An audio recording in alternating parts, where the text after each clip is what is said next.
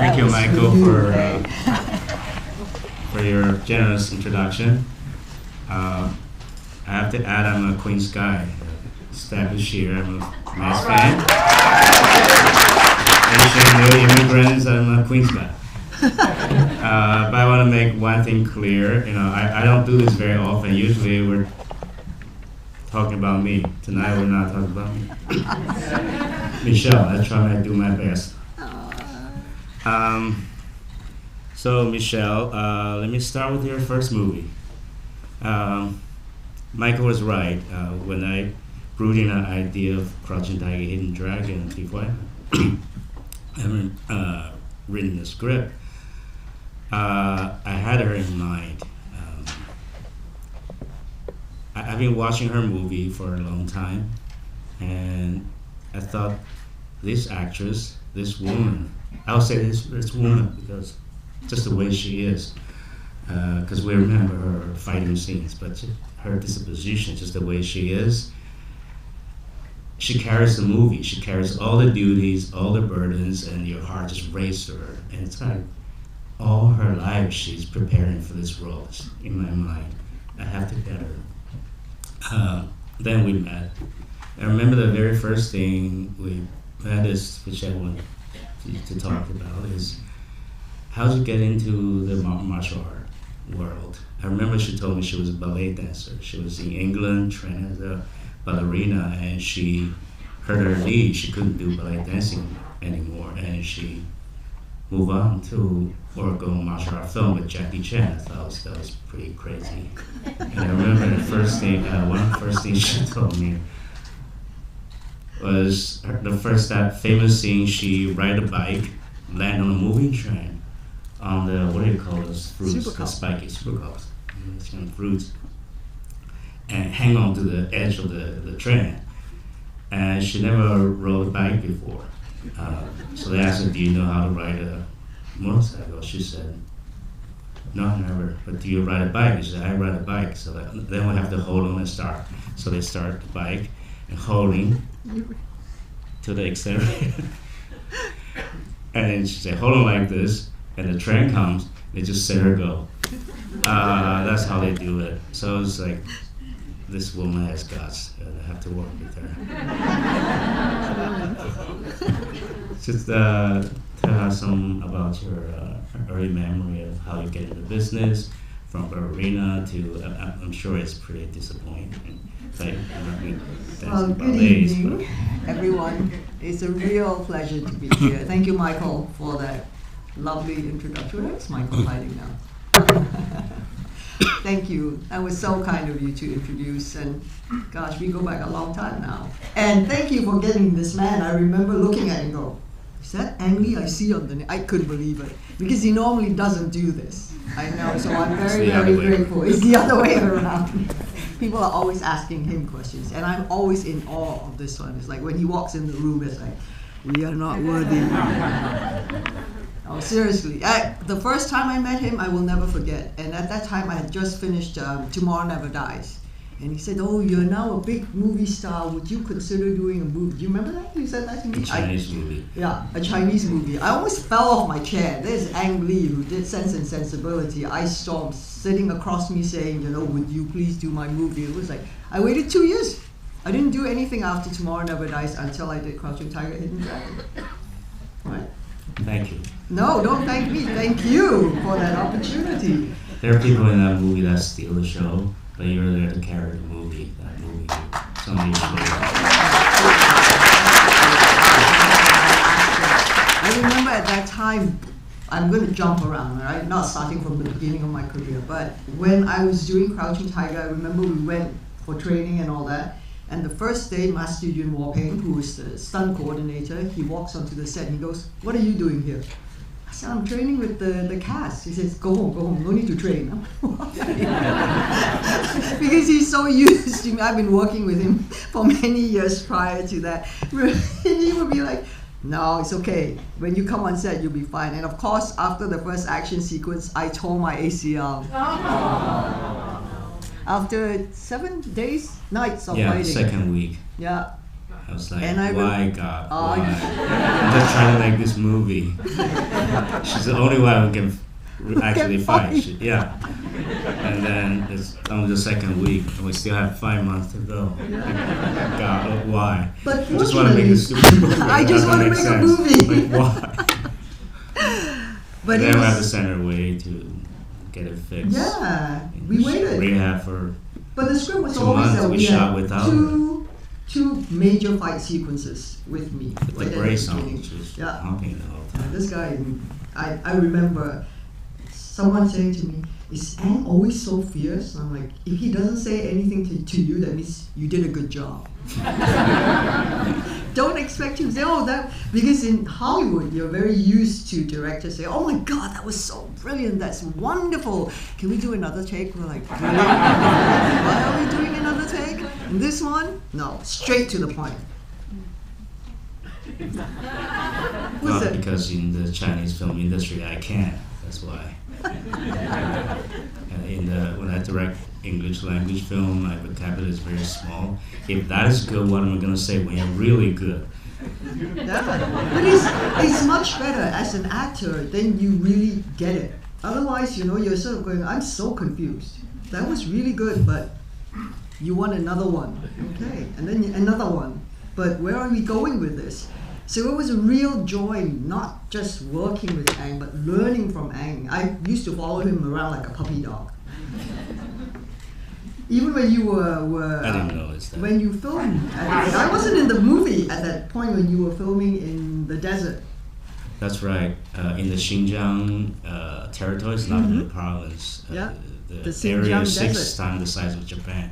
It's a huge desert area. Yeah, And that was the flashback where the other actress Yeah, with sorry, Z and and- she insists to be there just to watch. yeah, and you learn so much when you watch. That's the best way. And to learn from the master, it was like just a privilege to be able to be there all the time. And what were you It's thinking? 19 years ago. But we still look great, right?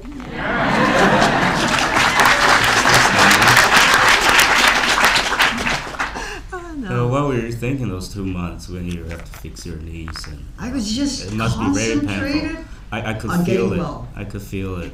You know when what you come back, really- the Yeah. pain I see, just the way you hold yourself, it just break my heart. Oh. I'm gonna tell a story later, but what's in your mind? And I remember when I was in Johns Hopkins in Baltimore, and we did the MRI, and the specialist said, "Oh, it's not torn, it's completely gone.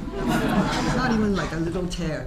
So I said, "I'm in the middle of a movie, what are my options? But know that I'm doing an action film, not just sitting around drinking tea kind of movie." What I was really reassured was he said, I operate on football players, professional football players. But as long as they are determined to go through a very painful rehabilitation for the knee, I can get you back in shape in 2.5 months. But it is torture during that time. So then I remember calling Ang and Bill Kong. The producer, yeah.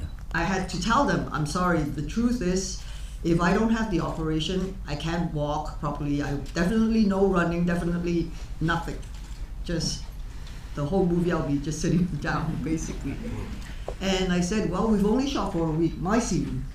Right, really just that fight sequence, around the wall. That was an incredible fight sequence. That was one of my most spectacular fight sequences. And I would understand if you need to change your actor, because you still have 4 more months to go. Yeah, it just began, so You just started just really started literally. filming you. Yeah. And I I was get so it. touched because this one here said, "I'm waiting for A you." reasonable film crew or producer will change. Yeah. She That would has be to the guarantee. most logical and sensible thing for Michael. You were not there, thank God. Otherwise, he would say, "Change her." We have to watch the money. We're already very, very tight. And they said, "Do whatever it takes. We're waiting for you," and you did. So we started out doing scenes, not fighting scenes. The fighting scenes still like another 2 months before she can even move. So we're doing scenes that sedentary, like she sits there, not even walking. So we start shooting this scene when she came back. The most important scene of the whole movie, when Lee Mu-bai died in her arm. Yeah. I could feel the pain she's carrying. I can feel it. I can't, but I think I can, because I've been doing a headache for the 2 months and try to rearrange everything, the shooting schedule and everything. Everything has to bend backwards. Michelle didn't speak much Mandarin back then, and she has to carry profound Mandarin most moving dialogue about philosophy and death and unrequited love, while the beloved one is dying. Say, I will be a ghost for a week, but I don't want to be lonely in the eternity. Something like that. Just like, it's a woman, tough woman, she'll cry her eyes out. And she was in the most important scene in the movie, just coming back from rehab, couldn't move the leg. So we put a stool up here. So the whole scene, she's holding Lee Mu-bai, speaking Mandarin, with the leg up here the whole day. It was kind of comical, actually. If you watch the whole scene, that wider than this, that's why the shot is in close-up. Because if I go wider, the leg will be here. See the leg out. And the dying Choreographer will be like here. And the leg was here. Good thing I was flexible. And there was the young Zhang Ziyi behind her, talking about the threatening hidden dragon to steal the show. And she is a Mandarin speaker. She's a Beijing native. And she's Malaysian, speaks Cantonese, somewhat Cantonese. I don't know how she does it. Brutally honest today. And I remember the third take, and it has to be a one-take thing. It's crying scenes. I was very uptight about it. Usually, you have like 3 at most 4 takes. Usually, the first or second are just too whatever. They pull their hearts out. It's not a performance. Usually take 3, and by the time they do 3, that's like over. And I was afraid when you talk to them, talking about what in your mind, they stop crying and say, shit, don't cry, just save that tear. You have to condition them like a coach in the game. You don't want them to give their best or start feeling things in the practice. You want to do the real game and when they shine. So you got to do all these things that are very helpful, very careful. And I told her, don't eat too much. This is how much. Exact how you want to eat for lunch, and it's the afternoon, like condition the whole day, just like if I see her raise her eyebrows later, oh, come on, whatever. Like really super careful, and she's dependent on everything. It's all that pressure. So it was toward the end of the day when we finally do that take. It was the third take. And after that, I do one more. I know that is not good because it's like she's like a mess. Maybe a few moments I could use, and that was the day. And I only experienced twice in my career. The other was Jon M in the Ice Storm. That after a shot, I had to go away and cry for 15 minutes, and because people followed me around all day, I have to yell them off like, "Leave me the fuck alone!" Just like right at everybody, and I had to lock the door, and I had to cry because. Well, I can go on and I'm talking about my experience, but I'm trying to talk to her. I only had that experience with the tiger training in Life of Pi, and I told him about that experience. He said, "I have one experience. Have a little tiger understand me, Wow. and run with one take, go run away from fire, like on the set." He said, after that, I do the same thing, and the two.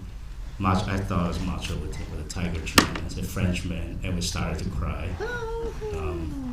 And I said, "So you want to exchange some days?" He said, "No, you stay with the actor, I stay with Tiger. The Tiger is easier."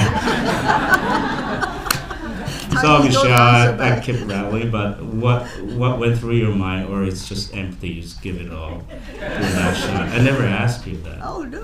This is one of the most precious moments in my career. I think what what I loved working with Ang was like now he explains to you what he wants from you, and he's very clear about the indications. So so I always knew who my character Michelle Yeoh was. The sense of responsibility, where she was coming from, and that unrequited love. And he says, and I most remember at that point, the night before the scene, right? He gave me this whole speech. Like, okay, hold on the emotions. Don't cry now, okay? We're just talking about it. Just think about it, and tomorrow you can really let it go. So we talked about it, and he says, one of the things is when someone dies, someone leaves you, is that great sense of loss. That's from here. And that stayed with me. Because you can't just think of, loss, and then, I'm going to cry. It doesn't work. That's why once or twice you can do that. But you have to hold on to a real emotion, a real sense of what is loss. And you have to dig deep inside. But that was the key that unlocked everything, whether it was loss or... I never ask actors sometimes they want to tell me, this is about adultery. I want to check this. Keep it to yourself. Don't tell me. Just leave it to yourself. I just want to see the result. So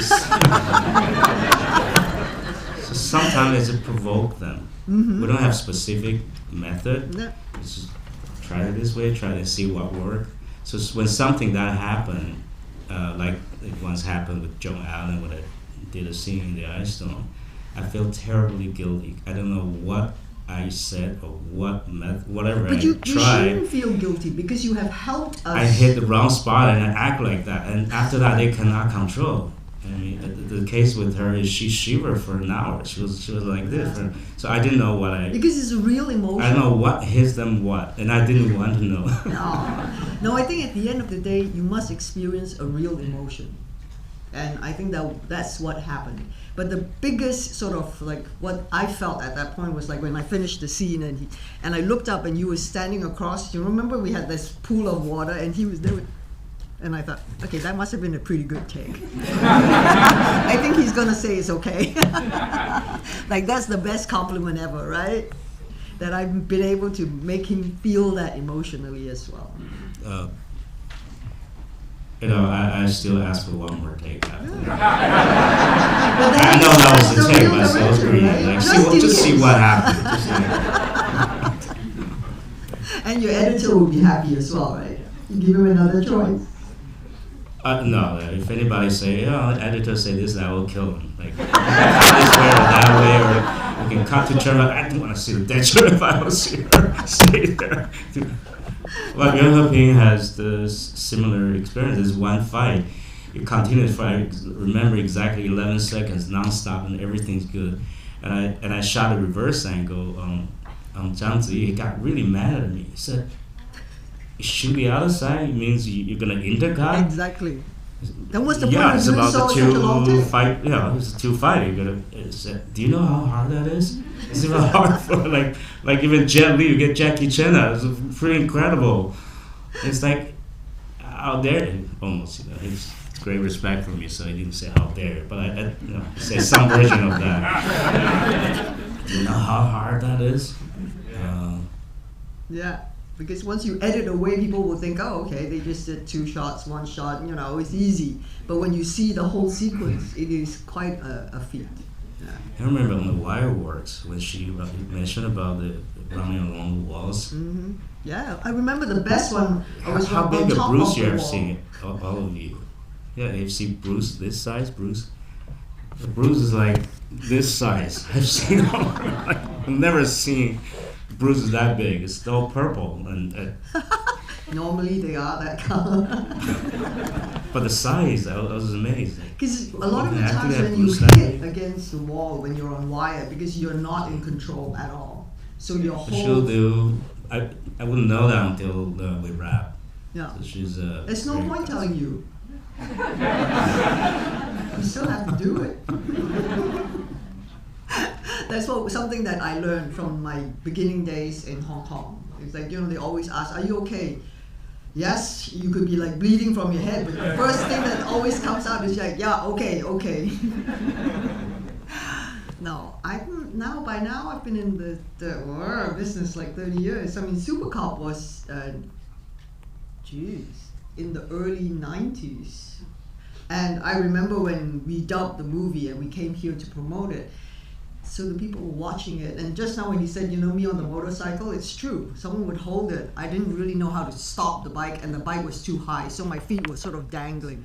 So someone would just hold the bike, and I go, let go, and I'll... And then if I had to stop before the jump, I would just jump off the bike. I mean, it's kind of easy, right?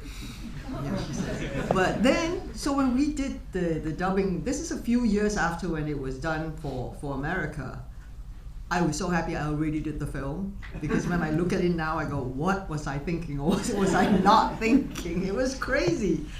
It felt painful, dubbing it. And then when we were in America, the people were going, I thought in Hong Kong you didn't have like the budgets to do green screen and things like that. But the green screen is pretty spectacular, you know, with the train and you guys fighting, and Jackie and I looked at each other, you did green screen? When? Because they did not expect the two of us to be on a moving train doing all that fighting. And it is dangerous. And before you train, know how to ride a bike. Before I knew how to ride a bike onto a moving train.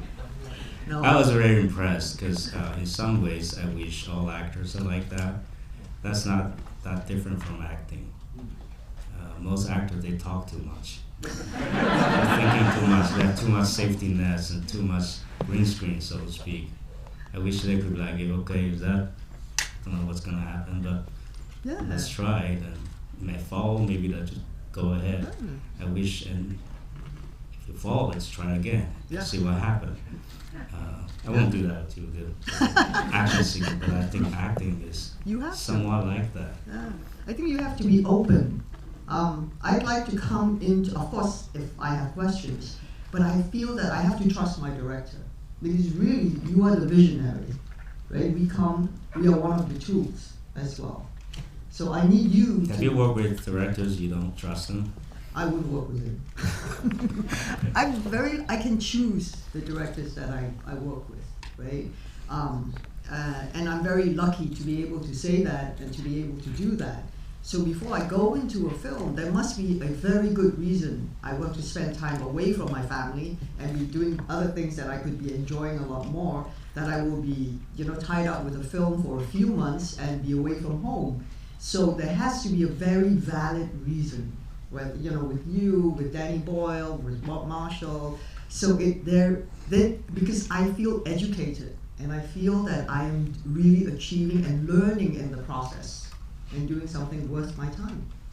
So I haven't worked with the director where I go, I want to slit my wrist right now. For having doubted them. Yeah. No, I think you have to trust the director. Most of the time when we did Crush the Dragon Dragon, I was lost. Well, I'm glad you didn't tell me then. No, you always spoke to yourself, so I thought that was I was lost. Because Jake would say to me, I just look profound, and sometimes I have this lost kind of a face in your face, and people sort of figure out for you it must be something really profound. They didn't know that you're actually lost. Maybe that's what I'm serious, that's because how you found the way, was because you were lost. It was something. No, I didn't know what I was getting into, like halfway into making the movie. Thank you for trusting me. And help me Thank get you for this. telling me now. The buoyancy, the security is watching you guys, because you are real people. You devote real emotions. That's what I can hang on to. Just see what works. Actors help me out. They think it's the other way around. A lot of the time, us guys were watching us to see what we're gonna do next. You intimidated Jon M, and not a lot of people can do that. I remember the first night. Remember he came down the wire and he had to step off. It's not easy to do wire work. And Chow, bless his heart, he's much better with guns. I think this is his first martial arts film. So every time I was told he's afraid of a gun, actually. Yeah. That's why he looks so tough. That's why he has the glasses. No, but he would stumble. And I think it got to about 30-something takes. 29. Was it only 20? Are you sure it was only 29? And I never forget that Chow turned around and said, "Can you give me some face, please? There's a lot of people watching. I never get to 29 takes, you know. Just move, let's move on." But you made him look really good. I hope so. Yeah. I hope so. He was. He never done martial art film. He was and a he gun struggled guy. with the Mandarin. We both, my God. I mean, he's a Cantonese speaker, so Mandarin just did not roll off that tongue. We both would go into the lessons like bright and chirpy, and both of us would crawl out. And then because Ang was so specific about, if you look at the costumes, they were authentic. I swear to God, he would sometimes come up, touch it and smell it and make sure there was no polyester or nylon and anything not of that time. No makeup, like very, very little. And I remember our makeup artist like, don't care about the director. You have to put a little bit, otherwise you look sleepy. What bothers me is those loosened hairs. Michelle looks good with that loosened hair. It's like, you can't. It's improper back then. It's improper. You have to go there. And poor Chow, because Chow loves to eat. So in this movie, he wanted him to be a little bit more slim, so that he'd be more elegant looking. Every time Chow would do that to take some food, you know what his action was? We were like, maybe he was just he didn't know he was doing it, but it happened, and Chow would go,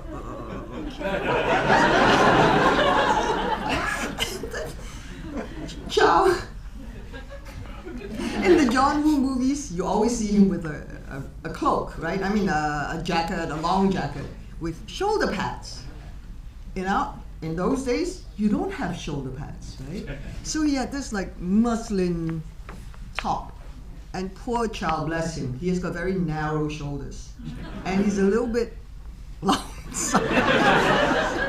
So every time he would come up to him and go, "You're lopsided, And Chow would go, and in the end, you could see the poor guy who was just sitting there going. And I would never forget, there was one particular scene where we were talking about asking the guests to leave so that it was safe for them, and he wanted him to emphasize that word. So there he is, trying to be square, not lopsided, trying to memorize his 国语. And this would smack the table. I have never seen Chow. An award winner. He's so lost. You think you were lost? I thought it's very common men get lost, and we were looking at women that's more decisive. We're looking for direction, actually. Oh, for sure. We women would definitely. It's in my life and also in all my movies. Women are the ones who make decisions. And men who could not make up their mind, and they drive women crazy. So how do you deal with Jon M's character? I remember this woman, script supervisor, one day said, men's like this, and she started to cry. I don't know what her life experience was, but she watched a Jon M and said, why men always like this? So that's why she is because she's the decision maker in the movie. She carries the movie. Oh, thank you. Yeah, I remember you said I'm the spine of your balance. Yeah, but he had to be like faithful and loyal to the word. Otherwise, why would this woman be so devoted to him? So that's just how he looks. He Usually, a decisive, sharp woman will fall for this kind of guys. I know that. I kind of benefit from that too. What happened after Crouching Tiger? I thought that's like the best thing ever for Michael. You're not gonna top this, and the filmmakers community, they're all like. I remember you told me, Francis Coppola told me. I remember the year of Godfathers. At the time, it's not gonna be like this. This is the peak, and we're telling each other this has to be the peak. We can take a peek for her. Like, we don't even care where we go from here. This is like feels so good.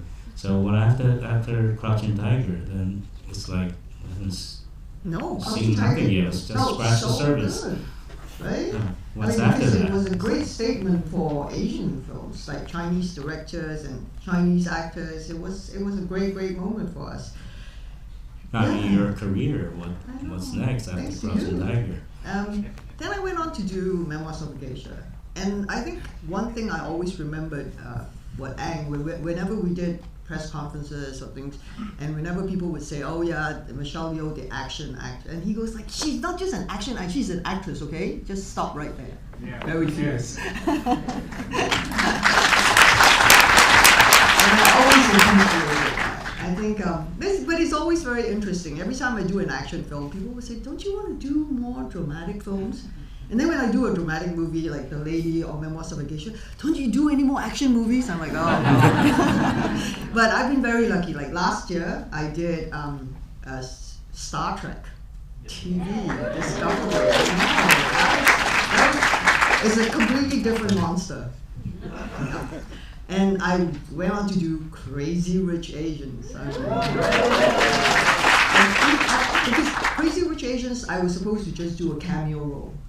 Seriously, it started off as it was because in the book there was so many characters. You wanted to buy the book at one point. You like really liked the book.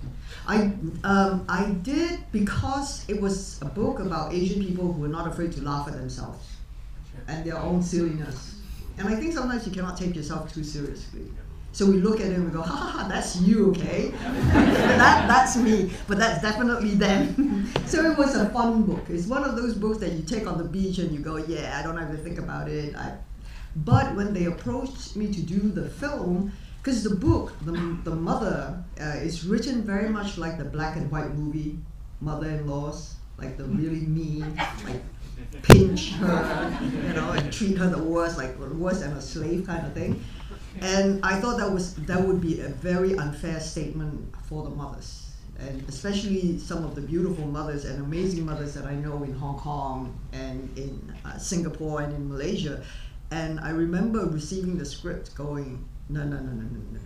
I mean, this is not on. Then I was ready to turn around and say, if this is the way they want to go, then I would have to step away. So then I Skyped with Jon Chu. He's pretty amazing, and he talks to himself too.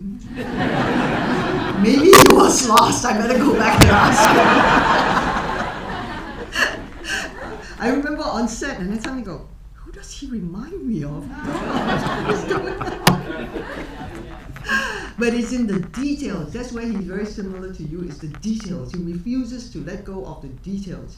That's why his casting was so phenomenal. And he is very persuasive. He understands, and he says, I come from a Taiwanese family. His father is a chef. He has like the family of 4 kids. And he said every day when it was dinner time, it's like, the grandparents, the aunties, or whatever it is, and then all the little children, you have to wait around. So they're very traditional. And he said to me, if I did the movie, The Mother, the way it was, the first person to kill me would be my own mother. So please believe me. So like I said, I want to trust my director, because nothing is worse than believing someone and then going on the set, or then when things come out and you go, hey, what happened there, right? During the editing or something. But because we agreed that just being the villain was two-dimensional, just one single-sided, and that brought no joy to the balance of the film. So, when we did Crouching Tiger, remember when I first read the script, I was like, hey, this is not the movie you promised me. I was ready to cry, okay? The Chow Yun-fat character was written like a playboy. No? And he said, trust me, because you are so this is what I do. Process.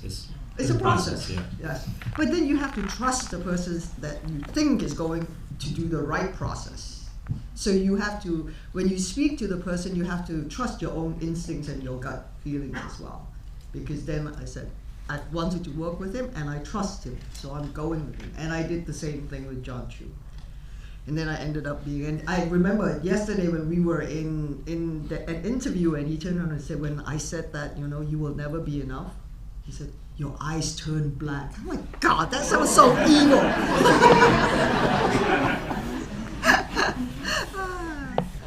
So here we are. I mean, I've been so blessed. Crouching Tiger, Tomorrow Never Dies, now Crazy Rich Asians. So I've been riding the tide.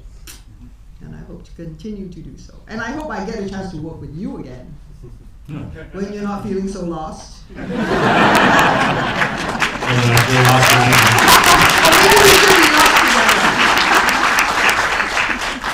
That would be fun. So you lost, or you're very happy right now in this award season, just drifting around? Oh no. Making the movie is the easiest part. Doing this award season, well, obviously when you have a movie that has been so impactful and meaningful for so many people, it's now when I walk down the street, sometimes someone will come up and say, can I hug you and thank you for for letting us see ourselves on the big screen. I think it's happened to a lot of the Asian community, that for so long they've been so invisible. You know, we've been like a token of diversity and very stereotypical kind of roles.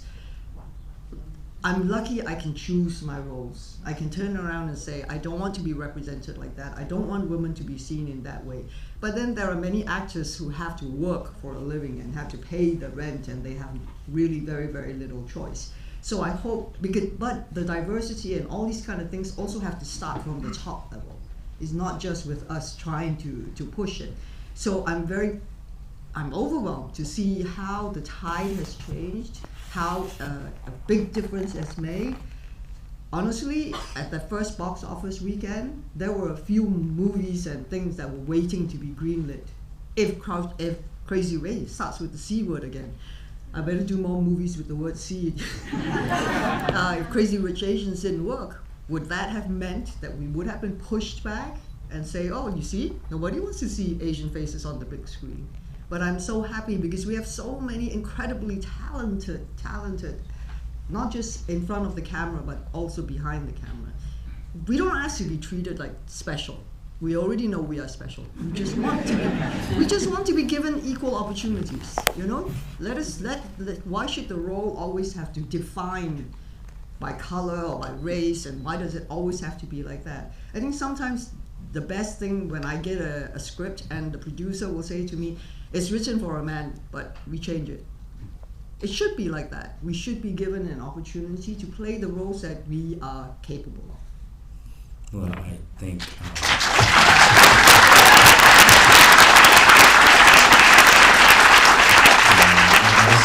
I've been doing this professionally for nearly 30 years, and I wanted to be a filmmaker since like for 40 years. From what I could see, things did change a lot for the better. Oh, thank you. Yeah, it does change for the because better. he's very honest. He would tell me the truth. So we've been very lucky to be part of the wave, like long waves after waves. Oh, you have been the one who's been pushing the waves non-stop, right? Non-stop.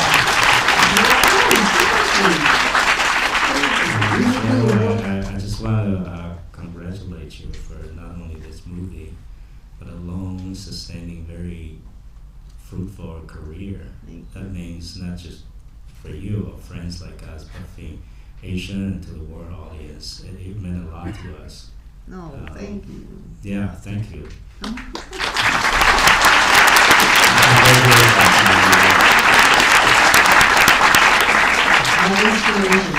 One of the reasons why I know I can never be a director, because I can never be so dedicated like that. To be a great director, you don't have a life.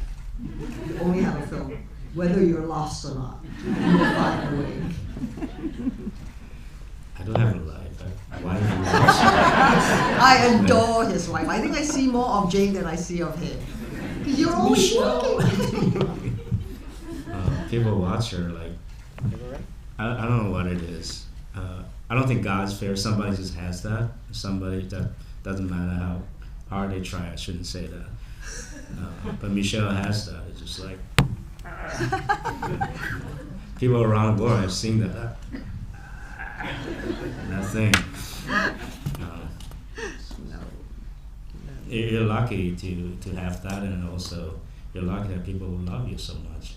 I'm very, very blessed. It's a blessing. Thank you, Michelle.